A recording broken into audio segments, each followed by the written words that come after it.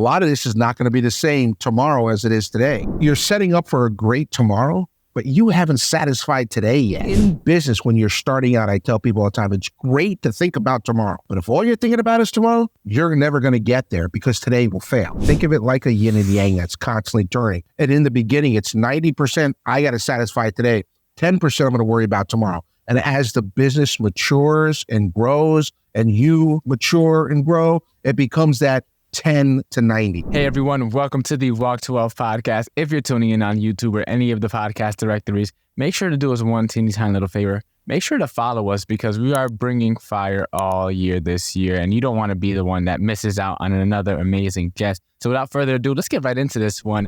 Glenn, for anyone who hasn't had the opportunity to get to meet you yet, tell us your elevator pitch. Who are you and what do you do? So I'm just an old bastard trying to make a living. That's what I tell people all the time.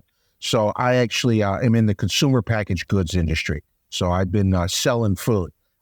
Best way to say it, somebody once told me, you spent your entire career building something that turned to shit. And that's exactly what happens with me. Because if you think about it, it's food. So at some point, it became food, and you know what it ends up as. So I had the pleasure, first part of my career, first 15 years of working for some big companies, ex-Kellogg, ex-Pepsi. And then I've spent the last 15 years for, lack of a better phrase, private equity, helping build organizations to get them ready to be sold to somebody else. So I've been doing that and had the pleasure to be part of 5 sales. So pretty successful. But, I guess the easiest way to know what the hell I'm about is when you walk into the grocery store and you wonder how those products got on shelf, it's folks like myself that went through the whole process of crafting it, designing it, building, making sure that what we were doing was the right thing, and then bringing it to the shelf so that consumers around the country are able to pick up what they love. That's amazing, man. And Glenn, tell us a little bit about your Walk to Wealth. I had the opportunity to hear a little bit about your story and get to know you. But tell us, for anyone that, wants to know a little bit more about Glenn, where did this journey all begin? Take us to little Glenn Black in your childhood. Were you always an entrepreneur? Were you always this super ambitious, goal-oriented person? I know you got success runs in your family. I had the opportunity to meet your brother. So tell us, what was it like growing up, man? You know what, man? So I came very blue-collar family, very blue-collar. And the fact was that if I wanted something, then I had to buy it. It was that simple. So I don't consider myself an entrepreneur. Hell, I didn't even know how to spell the word entrepreneur until it was in my book. So it's not like I was some guy that had this plan. I just knew that if I wanted baseball, football, I wanted to go buy an ice cream, whatever. Oh, my parents didn't have the cash, so Glenn had to have the cash. So growing up, I did all the odd jobs, working at the grocery store, working at the convenience store, route, newspaper, and then actually flowed into construction and did construction in high school. And the reason I bring that up is because that really was my first opportunity to be an entrepreneur. And it's not, the thing about myself, John, very simply is I'm not that guy that found his passion early in life, man. All right. I did not. I wasn't 18 years old and I knew what the hell I wanted to do and I was rocking and rolling. And I was one of the blessed ones, one of the fortunate ones. I've got 2 boys that wonderful men. And I am blessed and they're blessed that they found their passion early, so they're running with it hard. And it's great to see. Me, I spent 15, 20 years trying to figure out what the hell I wanted to do. But I didn't waste my time. And that's what I tell people all the time, man. Whatever it was I was doing, I was just trying to learn. Because I knew at some point that I'd need this information. So when I worked for Kellogg and I ran the Pop-Tarts business, it wasn't like I was trying to waste my time. And, I knew I didn't want to do it for the next 30 years. Don't get me wrong. But I didn't know what the hell I wanted to do, So I knew that the days that I spent doing that, I had to learn and I had to, work with people. And it's everything from managing and leading individuals to, working with outside partners to trying to understand the consumer mindset. All these different things that I do every day and that my team does every day, it's from my history, from my past. It's from my experience. People say expertise. There's no experts. You have experience, man. And I know a lot of people that have 30 years of experience that are awesome. I know a lot of people that have the same year 30 times over that you'd never want to be in the same room with. So, it's really according to what you as an individual want with your life. Like I knew I wanted to be successful. That I knew. But remember, what I wanted at 18 for success is way different than what I wanted in my 40s. You know what I mean? When I was 18, you know what success meant to me? That I had enough cash in my pocket that I can go to dinner whenever I wanted. That's what I wanted. That was success to me. That meant that I could pay my bills, I could pay my way, and when I wanted to, I can grab a little bite to eat with my girl. And so that was success to me. And over the years, as I've matured, as my career has developed, success to me meant many different things. And now success to me really is more of how much can I give back? And that's really why, talking with folks like yourself and get a chance to, have your audience listen to us here. That's what I go for, man. It's like, hey, maybe I can give them a nugget. I can help them along their journey. And that way they can become a positive influence. And it's that whole pay it forward, man. I mean, that's what's important. So growing up, no, I wasn't the entrepreneur. I wasn't the kid with the lemonade stand, man. I was just a blue-collar kid that wanted some cash in his pocket so he could buy, a sandwich or if it baseball, whatever, and just had enough to be able to move forward and move along. And, my ass had to get out there and work if I wanted it. Yeah, and that's amazing. And it's crazy how much our stories resonate with each other. Because I also didn't grow up in a traditional entrepreneurial family. It wasn't something that I was like, hey, I got these baseball cards, or hey, I got these new kicks that I'll buy it and then flip it on the back end and make some. It's like I have friends that flip sneakers all in middle school. They made at least for that time, they were making crazy money, going 2-3 boxes of shoes, come out with a whole wagon full of boxes. It's like, I don't know what you worked in there, but it's like, you got to tell me what's going on, man. You got to tell, because they were in there flipping shoes left and right. So it's like, it was kind of around me, but it never really fell into me until later on. And you also too mentioned a lot about your passion and not following it. And since we last spoke, it's crazy because I've been speaking a lot on other podcasts now. I've been guesting myself. And one of the things I've been talking about is how your passion could lead you astray. And people always, and I didn't learn that. So it's pretty simple. I read a book, and in the book, it tells you the dictionary definition of passion.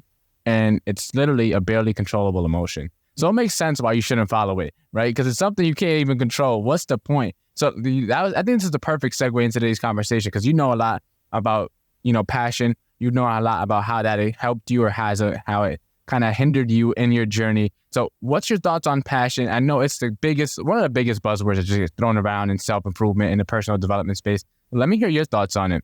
So I couldn't have said it better, man, to be honest. Passion is a double-edged sword, because sometimes passion gets you to the point where you're not thinking straight. I've had the opportunity to have a couple of mentors in my life, and it was funny because I've always been a passionate guy, right? I'm competitive, I played sports. So I've been that, maybe because I'm Italian, it makes me a little bit more, passionate, so to speak.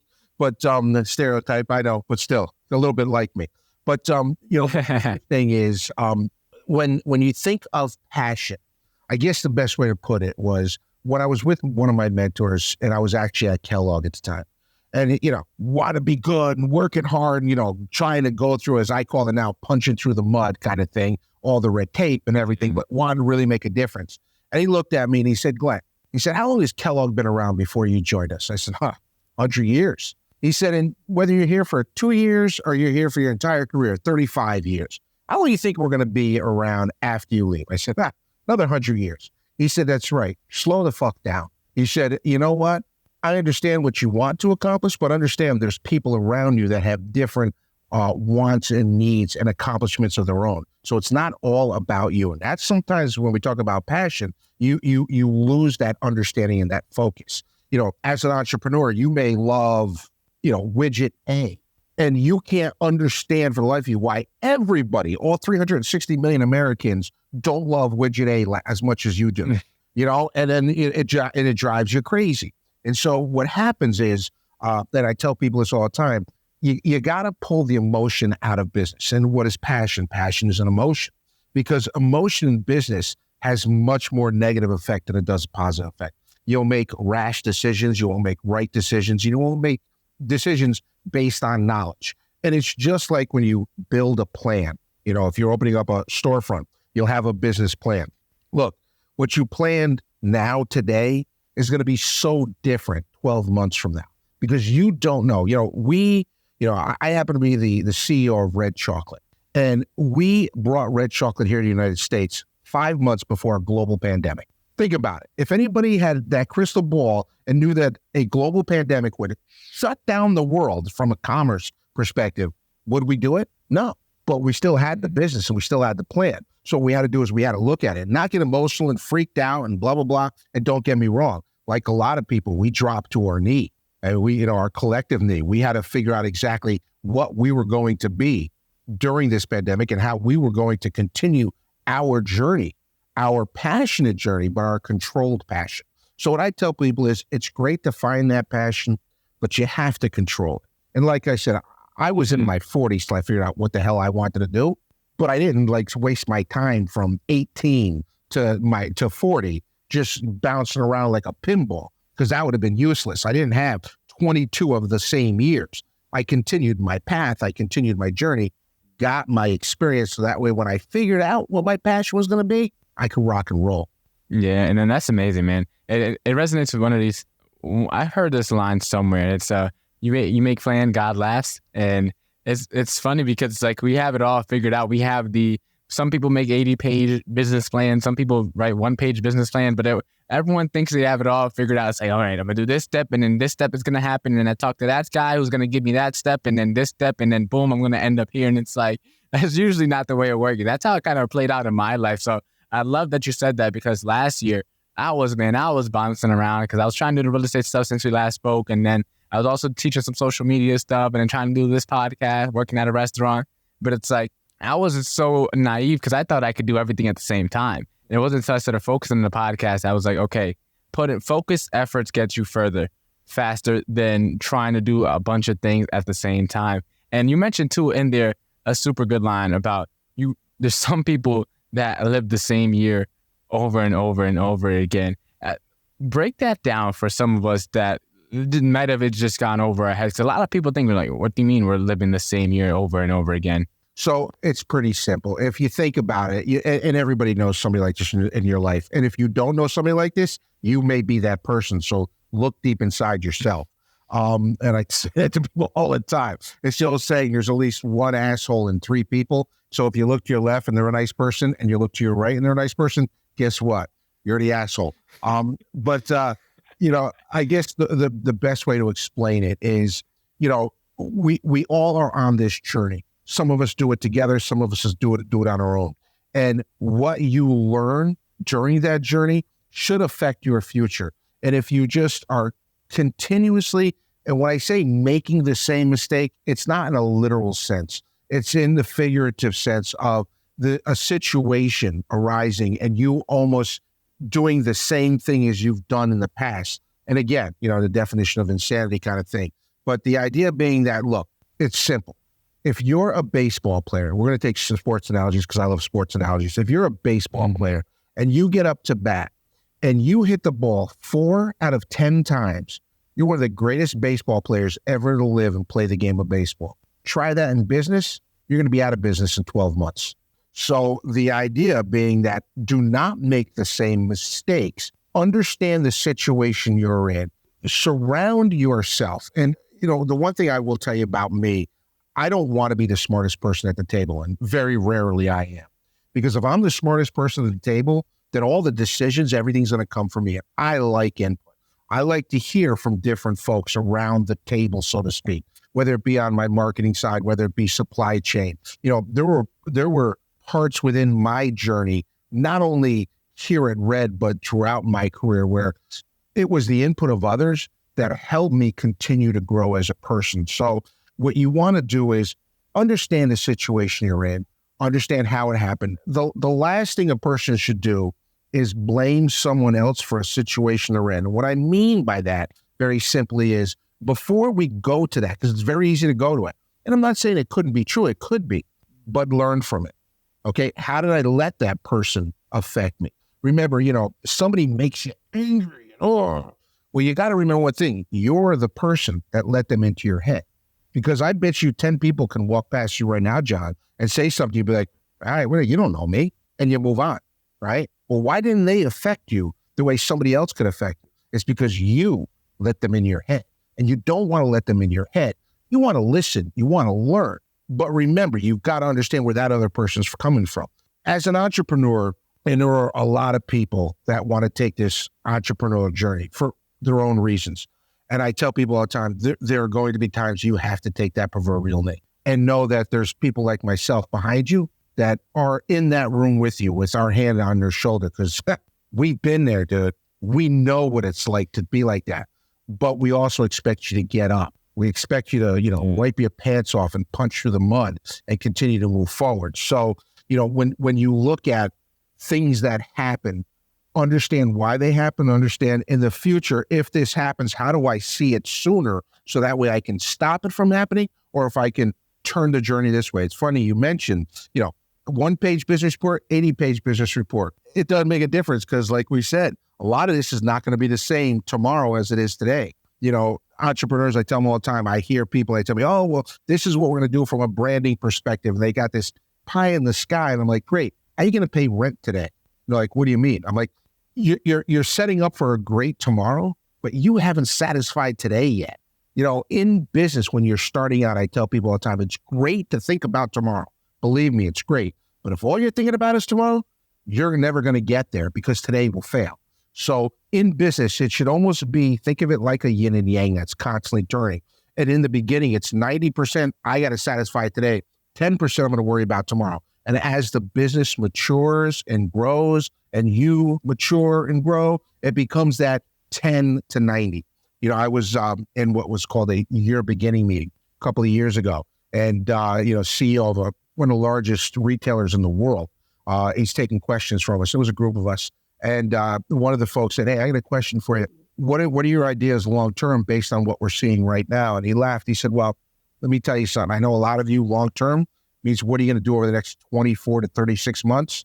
Long-term for us is what are we going to do over the next 18 years? Because we drive a big ship. So if you wanted to know what I was going to do in the next 24 to 36 months, you should have asked me 15 years ago. So, and that's the attitude they have is, from a long-term perspective, but they've also been around in business for 75 years. So they can think that far out because they've got today planned and they know what they're doing today and they had planned it a while ago. And so what they'll do is they'll tweak as necessary, but you're not planning. Where in business as a young entrepreneur, as a startup, at whatever it is, from a consultant to a retail business to consumer packaged goods like Red, you have to make sure today is working and today is successful. And the best way to know that, you talk to the people that you're working with. It's one thing when you sit around a table, John, and everybody is talking about, when we first came here to the U.S. and we were sitting at the table talking about our reason for being and the fact that, we're non-GMO and all these different things. Everybody's shaking their head and going, yeah. We were all on the same payroll, man. So of course we agreed with it. We're the ones that put this together. The real decision was when we took it outside of our walls and we went to the trade and then we started talking to the consumers every day. And when they started saying, yeah, okay, I get it. I agree with what you're doing. Then we knew we had a winner. And that's when we really were able to start to make sure that today was successful so we could build a stronger future. Yeah, no, I think that's the first time I heard anyone put it that way.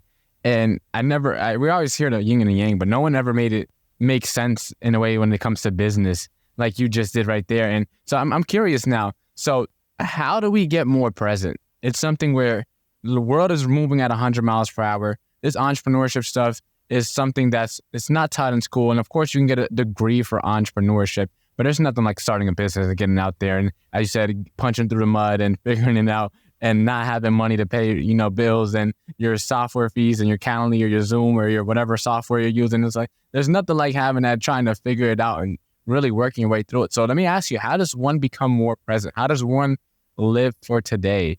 And when everyone's telling us to think about these big grandiose ideas, like how do we get into today? It's a good question. Excellent question, man. So there's a couple of things. The first thing I tell people is get ready to do things you don't want to do. And if that makes you nervous, don't become an entrepreneur. There's nothing wrong with being employee 12,406 within that, big machine, as they call it, because I was that. And there are a lot of people, hence why there's 12,405 before you. So there are a lot of people that's good for them and that's what they enjoy. As an entrepreneur, as somebody who, it rests on your shoulders, so to speak, you have to understand what your days are going to be like, and understanding that, again, somebody who I had the pleasure to have as a mentor, he once told me, he said, Glenn, you're going into business for yourself. And this was a long time ago. He said, I'm going to tell you right now, all of your employees are going to love Friday. I was like, what do you mean? He said, because Friday is going to be payday for them. You're going to get paid on a Tuesday. It may be a Wednesday. You may not get paid for 3 weeks. It's according to when you're going to have money left over. You're going to finally get paid. So you make sure what you are doing you know there's a future for it. And so, you look at Shark Tank, and they always talk about taking the business behind the barn and shooting it because it's, failed over the last 6 years. That's part of what I was telling you about earlier with, seeing the same thing, but expecting something different every time. There is a time where you have to say to yourself, you know what, this isn't going to work. And it's not, you can't take it as, oh my God, I'm a failure. Oh my God. No, man. You know what being a failure is? Not giving it a shot. Now, I always weigh the pros and the cons. It's instantaneous in my brain now because I've been doing it for so long. But when I'll sit down with the marketing team, for instance, here, and we'll go through a marketing program, understanding the risk reward that's tied to it. And, there are people that are way more risk-taking than I am. I'll be the first one to admit it. That's just not my comfort zone. There are people that will risk everything on a shot. I won't do that. It's just not me. And there are people that have dramatically failed, and there are people that have done quite well. There's a lot more people that have dramatically failed. You just don't happen to hear about that. You hear about all these great, stories about the winners, which is phenomenal, awesome. And they write books and everybody reads it. And, oh my God, I want to be like them. Don't be like anybody, man. Be yourself. All right. And if you find something you want to do that you think is missing from the world, and remember, whatever it is you're going to do, it's all about the value you bring. And that term value means many different things. When I look at red chocolate, the value for us is the pleasure and not the guilt. It's our tagline, all pleasure, no guilt, because of the fact that we're no sugar added, because of non-GMO, all these different things. That's our reason for being, okay? And the value that we bring to somebody like yourself who's into health and fitness, look, I don't want sugar. So we bring value to you. There may be another family that's like, you know what? I want a treat for my kids, but I don't have a lot of money.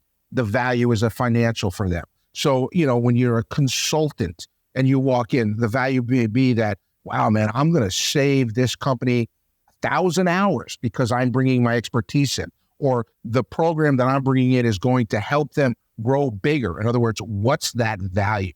And so you've got to really, really understand your value. And that's the message you've got to bring. That's the elevator pitch. If you can't sit there and say, how do I bring value? And it takes you 25 minutes to explain it, then you don't know what value you bring, because it's got to be like this. It truly does. And if it's not, you got to say to yourself, you open up an ice cream shop, what's your value? Fabulous ice cream for people who want it. I get it. Makes sense. But if I got to sit there and explain to you, well, the ice cream I have is, you're like, wow, you know what? Too much, man. I'm only wanting ice cream. It's that type of thing. So, and that's really that whole value proposition. So, for people, get the value right, understand what the value is, understand you're going to be doing things that not a lot of people want to do. Going to be a lot of long hours, man. I spent a lot of Saturdays when people were hanging out outside by the pool, and I was in front of the computer because I had to figure some stuff out, because time doesn't wait, if it's your business. But I didn't mind doing it. And it's not because I'm just a glutton for punishment. It's because I believed in what we were trying to accomplish. I believed in what I was trying to do. And I was passionate about that. But again, controlled passion, as we talked about earlier. So having that passion. So knowing that what I had and what I needed today so that I could make it to tomorrow. And, knowing that I had to sacrifice. Some of the startups that I was with was the least amount of money I've made. There were people that were making a whole bunch more that had zero experience, that were employee 12,406 and were on the front lines or on the third line that were making more than me, but I knew. And in the end, I was right. And that's what made me successful. But I was also willing to put my time and energy on it. That's not to say that I'm always right, because I'm not. You mentioned a lot of great points throughout there. One of them, one that caught my eyes too, is like, I've been reading too recently, this book called Expert Secret, and it talks about in there technobabble. And it's pretty much when you just start spitting off and rambling a bunch of logic and stuff and facts that, of course, you're passionate about, because, of course, that's your business. That's your reason for being, it might be. And so it's like when someone asks, as we get into spinning, like, yeah, we're the X number of company and growing, and we do X, Y, Z, and we have all these different features. And it's like, man, I just wanted to ask a simple question, and the people on the other side are over there sitting around like, dang, is this guy ever gonna shut up? Can I go about my day, or can I buy my ice cream? I got my $1 here. I'm waving it at you. I just want the food. Can I go? And I think I want to ask. I said, exactly. You're right. And so I wanted to ask you, because like one of the most important, no matter, I think, whatever stage of business you're in, but especially when you're starting off, is not only the value you provide, but the perceived value. Because it's hard for some time to get other people to see the value you're bringing, especially when you're maybe a younger cat that's getting into entrepreneurship, doesn't really have too many stripes yet in this field and is trying to get it going. Of course, let's to keep with going with the ice cream thing, right? We kind of got this new ice cream thing, and it's like, we never been in business before. We're just starting off this idea, but it's non-GMO, it's gluten-free, it's keto-friendly, whatever, whatever new ice cream, right? And it's like, well, you don't have any stripes. So yeah, you're providing value, but no one's going to perceive it as valuable. So how do we get that aspect as well? So we can not only have the value and bring it, but like also articulate it in a way that makes other people get it. Because that's the other side of this coin. Oh, yeah. It's funny. It happened to me for the first time. I told you, 30 years of experience, expertise, and knowledge. And yet going through this global pandemic, getting the message to the consumer is completely different. People ask me, how has the consumer changed over the years? The consumer hasn't changed. They still want that value, whatever the value is to them. So that hasn't changed. It's delivering the message. Because if you think about, we call it a shopping experience. When you go into a store or you go online and find something, you're becoming part of that experience. Do they give me what I'm looking for? Is there an ease to get it? Is it, reasonably priced? Can I get it delivered at a proper time? That whole shopping experience. And so what we want to do is, when we're starting out, we want to focus the message and deliver it to the right people. Okay. And what I mean by that, and it's very simple if you think about it. If you had an ice cream that was keto friendly and that was your focus, is we are a keto friendly ice cream, well, then you need to make sure that you're talking to the folks that are interested in keto friendly. It's funny you mention that, because I always talk with retailers, and, red chocolate being no sugar added, we're keto friendly. And I tell them it's like being kosher. We're kosher, we're keto friendly, we're Weight Watchers friendly. If you care, then that's important to you. If you don't care, nobody's ever looked at it and went, that's keto friendly, that's not for me. It's like, you don't not buy it because it's kosher. You're like, it's kosher. It's good for somebody who cares about kosher. Me, I don't care about it, but good for them. So, but what happens is, when you have that keto ice cream, so to speak, what you want to do is you want to be able to talk to the folks about that who are interested in keto. Don't try to talk to everybody. I tell people all the time, 8 out of 10 people that eat red chocolate, that try our chocolate, love our chocolate. That means 2 out of 10 don't. I'm not trying to talk to those 2 out of 10. You know what, man? If you're a big Milky Way fan and you want 60% sugar in your life, God bless. Go for it. That's you. That's not us. We're not that. We don't want to be that. So it's the same thing in business. If you try to be something for everyone, you're nothing to anyone. And that's what you have to remember. So talk to the people you feel you're going to bring a value to. Don't push water uphill, especially when you're beginning in business. Pushing water uphill, what that means is trying to talk to everybody and trying to convert the people. And that's the last thing you want to do, is convert people, because you just want them you want the beginning to be people that want you in their life for whatever reason, whether you're a ice cream shop, whether you're a consultant, you as the entrepreneur, you want to be invited into people's lives. And it's much easier to be invited into a person's life if there's a need for you and a want for you, than to try and sit there and say, John, so have you ever tried, a veggie burger? You're like, no, man, I never have. Well, why not? Well, I'm a meat guy, man. My dad was a cattle rancher, whatever, And so the idea being that before I start to change you, I'm going to talk to John's brother here, because John's brother tried it and said, that wasn't bad. It just wasn't for me at that time. Well, man, let me tell you about mine and how it's different. And so that's the idea. So I tell people, if you're going into business, find the people that truly need you, that value you, talk to them, get them, because if they don't, then you really got to look at your business model, and you got to understand, because if these are the people that don't find value in you, and these are the people that you felt were the closest to your target, to your perfect target, there's an issue you have to figure out. Yeah, back to that thing of where, like, a hot dog in a crowd of starving people will sell out a lot faster than a Michelin-star meal in front of everyone that's already full. Right? It doesn't matter how good what you got is if no one wants what you got. And so let me ask you, because you kind of explained it without actually explaining, but you have your unique value proposition, right? Unique selling point, whatever, however people want to describe it as. But you mentioned like with Milky Way, that's a separate chocolate. We got our thing, right? How do we get that thing that makes us different, that makes us unique when we're entering into a new business or entering into a new market? It's like, how do we separate ourselves, find that blue ocean, as people may say, so that we're not fighting for scraps and we can have our own thing where it's like, hey, that's different and there's no other competitors because you have your own unique thing. How do you find that? Or how do you explain that? Well, and I don't think you have to go that far that there are no competitors. Now, that does happen, and that's generational, so to speak. And when that moment's happen, it's real easy. Because if you've got a value and there's nothing else like it, we talked again, we'll go back to the ice cream store. There's 200,000 ice cream stores in America. So if that was the case, then I should never open up another ice cream store. But we both know, sitting here, over the next 30 days, there's probably going to be another 1,000 ice cream stores that open up across the country. Why? We don't need it. There's nothing new. So you get my point, but there is within that value. So what I tell people is, when you see something and you could make a difference, whether it be in form, whether it be in function, whether it be situational, that's what you need to focus on. So, there's been chocolates around for thousands of years. I mean, the Aztecs used coca.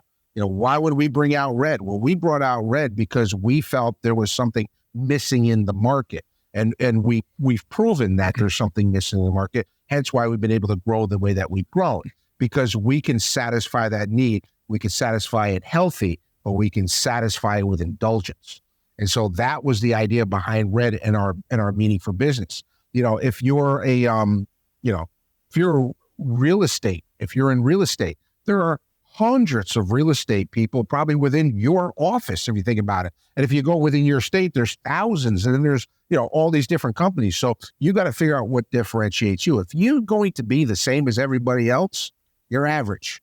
And if you want to be average, don't go to become an entrepreneur. Be employee 14,206. You don't need the headache. You don't need the aggravation. Because let me tell you, when you start to go in, and again, putting all of that pressure on your shoulders, it's a lot of stress. It's a lot of angst. So therefore, in the end, know what you deliver, know what your value is, and you will be compensated for it. And what I mean by compensated, that could be from a financial compensation. That could be from an ego, So I've had red here in the United States for 3 years now. Okay, we're in 15,000 store doors across the country.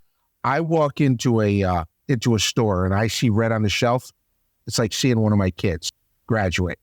I mean, it's that simple. And I'm ex-Pop-Tarts, man. I launched Pop-Tarts, some Pop-Tarts lines 20 years ago. And I still walk in the store and I see them and it's like, oh, that's cool.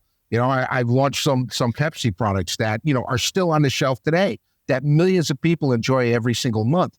And the fact that when I get to walk in and I get to see red on the shelf, it truly is. It's like seeing one of my kids graduate. So that's the ego form. Doesn't pay me. It doesn't pay my utility bills. It doesn't do that. But it's just another thing that says to me, all right, you're working 60 hours a week, and it's just some of the good fortune you get to do. And so that's what I do is I look for, ways to satisfy why I'm doing what I'm doing. And that's super important. I did want to ask too. I want to take a quick little pivot because I had the opportunity to try red. And one thing I think that you guys did very well personally, just from man to man, heart to heart, like you guys provided a nice experience, like opening up the wrapper and the packaging, and even the way like chocolate was shaped was different.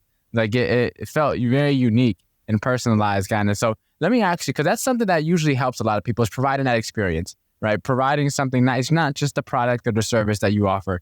It's the little small details that people often overlook that usually gives you the edge over certain people that just decide to do the bare minimum or decide to just be average. So let me ask you, what was the process like figuring out the little things that would make that extra touch, that make that experience a little bit more memorable and personalized for, the individual versus just, putting a wrapper on and just setting out a chocolate bar? Excellent question. One simple answer, me. And what I mean by that is what I want. If I'm going to invite red chocolate into my life as a consumer, what do I want? Well, I want something that to me is visually appealing.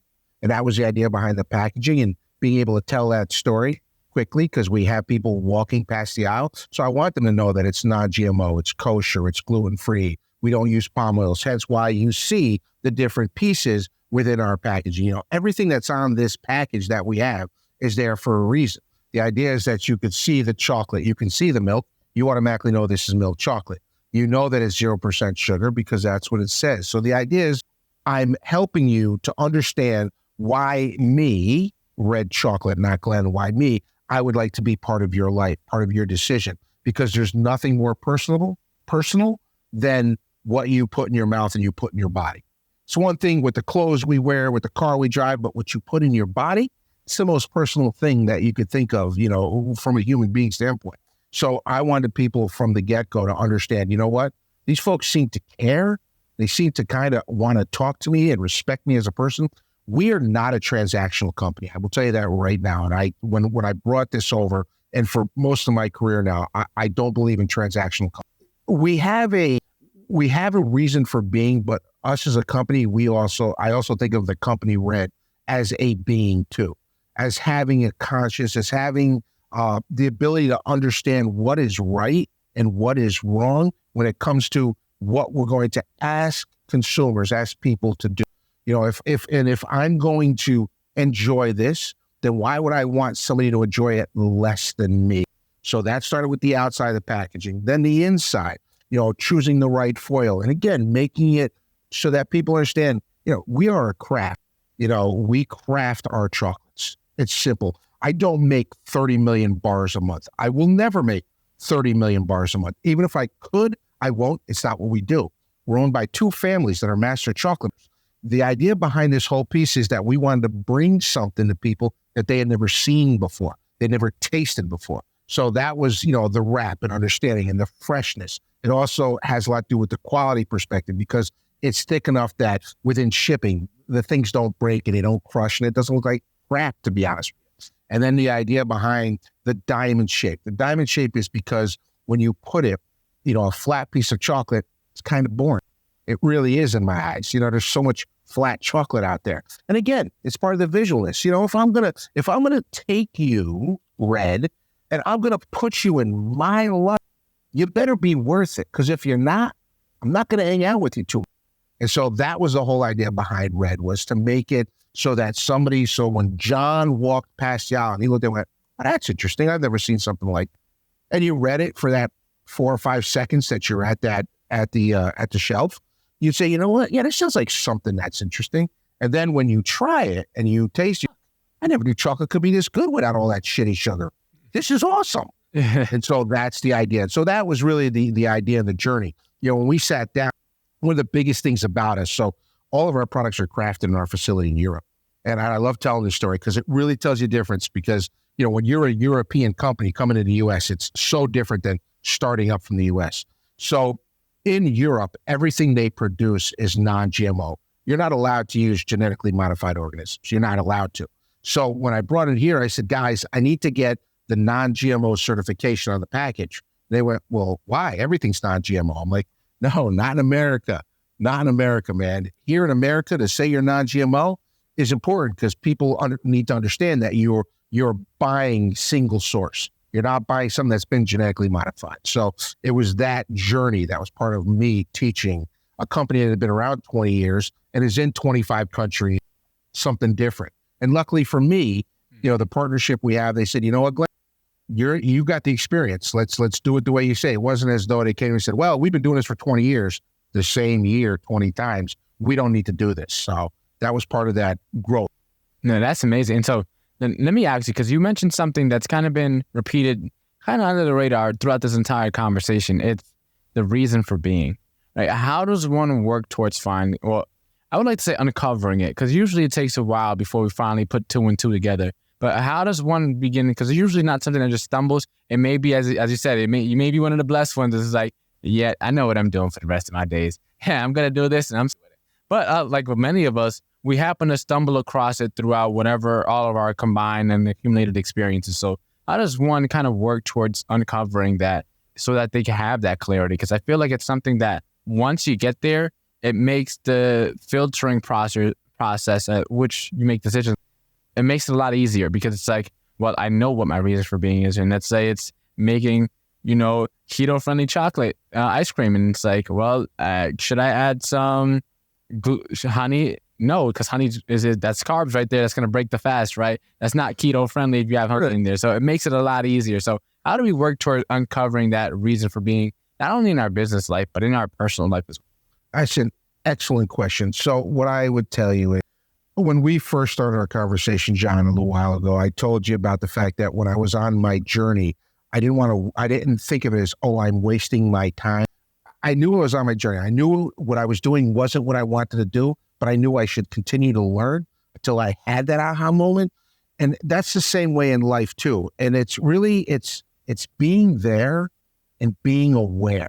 That's probably one of the biggest things that I've learned throughout the progression of my personal and professional life. And that's being aware. I tell people all the time, in your day to day, as you go through, keep your eyes open, keep your ears open, and keep the thought, keep the idea that, today I see people for some reason a lot, they feel they got to be on one side of the pendulum. I got to constantly be learning, or I don't want to learn at all. And the people that want to constantly be learning, think of it like a NASCAR race car. If you've got your foot on the gas for the entire lap, you're going to hit a wall. These are folks that are very good at what they do, being able to understand brake the gas, so on and so forth, and where to be on the curve and so on and so forth. So from a personal perspective, it could be something as simple, even on TikTok, you see tips and tricks all the time. It could be something where somebody comes up with a trick that, I was 10 years old when I figured out, kind of thing. And those moments in life, a lot of times, are the aha moment. Again, where I was saying, where you could take something that's around. Chocolate's been around thousands of years. We just found a better way to do it. And that's how come we've been so successful. And so it could be something when you're in your life and you're hanging out with your family, you're hanging out with your friends, and something's being done a specific way, and it's been done like that forever, and all of a sudden you figure out a better way to do it. It could be that aha moment where you go, wait a minute, I could sit, my value, my reason for being is saving 30 minutes of every person's life because they won't have to do this anymore. It could be something as simple as basic as that. It could be something as, I've got this product, again, going under the consumer packaged goods side. I've got this special brand of, chili that I love to use on the burger. And people say, you should put this in stores. I talk to people all the time that want to call because, I'll get calls from whether LinkedIn or whatever. And I talk to everybody, man, because if I can help you, great. If I can't, maybe I can send you to somebody who can help you better than me. But the idea being, I got this amazing widget. How do I do it? And that widget could be, again, a product. It could be a thought. It could be a situation. So if you want to look for yours, go through your life. Don't go with blinders on.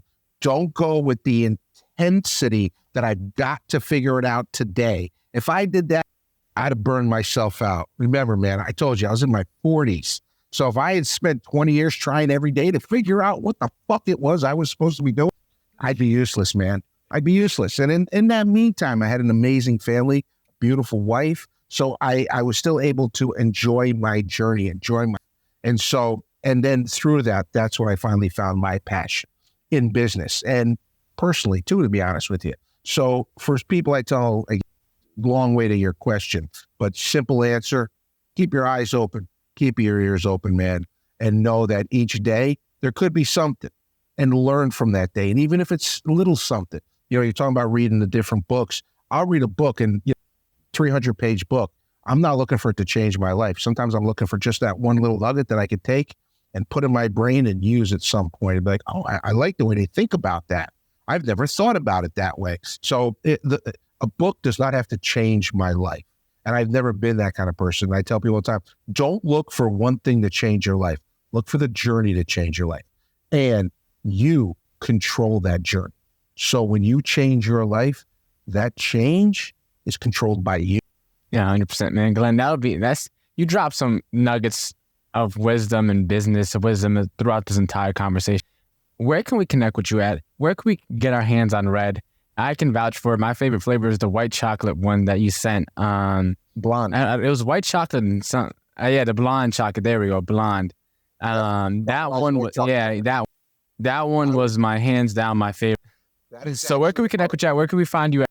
So there's a couple of ways you can find me. And that blonde chocolate, that's our 11th global patent. So we hold 11 patents. That happens to be. And that's my favorite one too, man. We just launched that in April.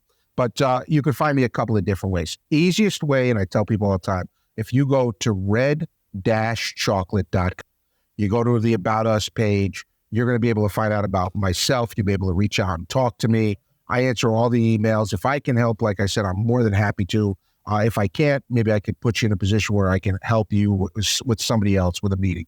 But you can always reach out to me there. You can reach out to me on LinkedIn if you'd like. That always works too. But go to red-chocolate, and from there, learn about Red for me. If it sounds like it is shit, awesome. Love to help out. Again, I try to tell people all the time, you know what? We're a growing company. We can always use the support. And we love when people cheer for us because we like to cheer for everybody. So it's been really good. And as a matter of fact, John, for you on this, what we're going to do is anybody who uses when you go on, it'll ask for a code. If you use Walk with Red, you're going to get 10% off your entire order. So that way, again, John, because I appreciate everybody that's listened to us. Hopefully there's 7 people that stayed on to listen to what the hell I had to say. And I hope I'm able to help those 7 people. But joking aside, I really appreciate the fact that you're giving me a chance to talk. I love talking with you. I loved your podcast in the past, and I'll continue to be a fan in the future. Glenn, you are amazing, man. And now it's time for our famous 5 questions, the way we end every single podcast episode. Let's get right into this rapid fire round. Question number 1, I'm coming in swinging heavy. What is the most impactful lesson you've learned in life? Relax. Because the most impactful that I've learned in business, there's always something that's going to feel like a bat upside your. Know that you can come up with the right decision and you can move forward. And even if it's not the perfect decision, you'll regroup and you'll be fine. Just relax, take a breath, and continue to move forward. Punch through that. What is the most admirable trait a person can? If you say something, do it. If you can't do it, man, just say you can't. And if you say you can't do it, but find you can't do it, reach out immediately and tell them you can't do it. And you apologize for it and tell them what you can't. But honesty for sure. And I think that's the last. What is one book that you would recommend that could help change some of? I would say there's not one specific book that I would say, because people are all different. What I would tell you is take a, and I don't care in what genre it is, but read it and be there in the book. And that will change your life. Whether it changes your life for today and the future, or it changes your life while you're reading it. It's part of that being in that moment that I talked about to understand. So when you read the book, block everything else out and give yourself that time. And I don't care if it's 15 minutes a day and you're sitting in a room somewhere with nothing around you, or you're at lunch, man, don't grab the phone, stay off of social. Take 15 minutes on a book, read a chapter a day, man. And like I said, I don't care if it's a love story. Put yourself in that love story. Just escape for a little bit, because when we're able to escape and we're able to be in ourselves, we can figure out our minds, our batteries, and our. What is the legacy that you're trying to leave behind? Trying to make the place, and this sounds corny and stupid, but it's the honest to God truth. I'm trying to make this world a little better than when I came. And I don't know how I'm going to be able to do it, but I'm hoping to be able, as some people say, you know what? Yeah, I listened to that dude on that podcast, and you know what? He had a positive message, and you know what? I get it. He was there. He was down on one knee. I see it. And so that, my boys, as I mentioned earlier, being a positive influence in their journey in life. So I would say it's really just trying to make this place just a little bit. I'm not going to make a massive change, but I hope with the spot that I have, I can make a good change and a good positive. That's amazing. And if someone wanted to embark on their walk to wealth today, what would you recommend the first step? The first is a simple. It's committing to yourself that you, because you have to commit to yourself. And know, by committing to yourself, don't lie to yourself. That's the worst thing you could do, because then you can't believe in yourself.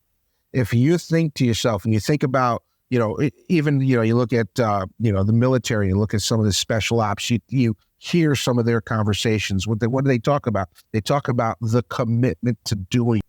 And that's what it's about is, the first step in that journey is saying, yeah, I'm ready for this and I'm going to do it. No matter what hits me, still going to keep moving.